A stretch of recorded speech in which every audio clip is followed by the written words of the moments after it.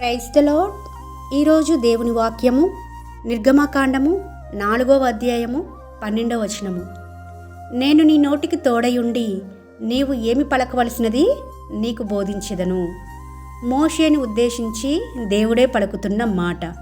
మరి మోషే దేవునితో ఏమని మాట్లాడిన దాన్ని బట్టి దేవుడి వాగ్దానం ఇచ్చినాడు అని చూస్తే, మోషేని దేవుడు ఇశ్రాయేలు ప్రజలకి నాయకుడిగా ఎంచుకున్నాడు. వారందరినీ విడిపించే బాధ్యత నీదే. వారు నిట్టూర్పులు, వారి మూలుగులు విని నేను దిగివచ్చి ఉన్నానని కూడా అంటాడనమాట 3వ అధ్యాయంలో. అయితే మోషేని ఏర్పరచుకున్నాడు దేవుడు, కానీ మోషే ఇక్కడ భయపడుతున్నాడు.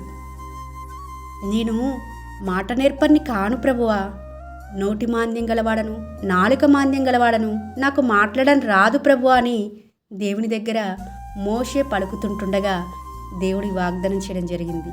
నేను నీకు తోడుగా ఉంటాను, నీవేదైతే పలకవలసింది ఉందో దాన్ని నీకు బోధిస్తాను, నువ్వు వెళ్ళు, నిన్ను ఏర్పరచుకున్నాను నాయకుడిగా అని అంటున్నాడు.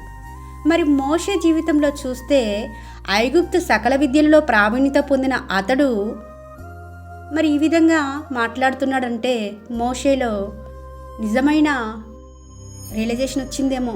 ఒకప్పుడు ఐగుప్తుని చంపేంతగా ఉన్న బలశాలిగా ఉన్న ఆ మోషే, సకల విద్యలలో ప్రావీణ్యత పొందిన ఆ మోషే ఇప్పుడు దేవుడి దగ్గర ఎంతగా తగ్గించుకుంటున్నాడండి.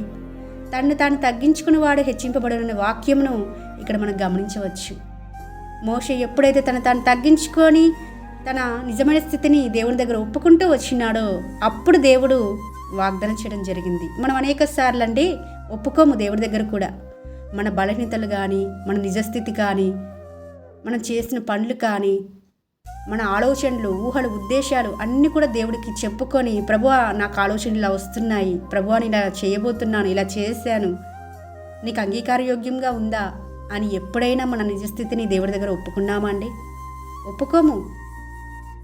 దేవుడికి మరుగైనదంటే ఏమైనా ఉందా? ఏమీ లేదు. అయినప్పటికీ అన్నీ తెలిసినప్పటికీ మనం ఒప్పుకోము. కానీ ఇక్కడ మోషే తన నిజమైన స్థితిని దేవుని దగ్గర ఒప్పుకొని తగ్గించుకున్న దాన్ని బట్టి దేవుడే ఆయనకు తోడుగా ఉండి ఆయన పలకవలసిన వాటన్నిటినీ బోధించి మోషేని గొప్ప నాయకుడిగా నడిపించిన విధానం మనకందరికీ సుపరిచితమే. మనల్ని మనం తగ్గించుకొని దేవుని చేతనే బోధింపబడి మన జీవితాలు కట్టుకునే విధంగా దేవుడు ఆ విధంగా సహాయపడాలని మనస్ఫూర్తిగా కోరుకుంటూ మీ సహోదరి ఎలిజబెత్ రాణి.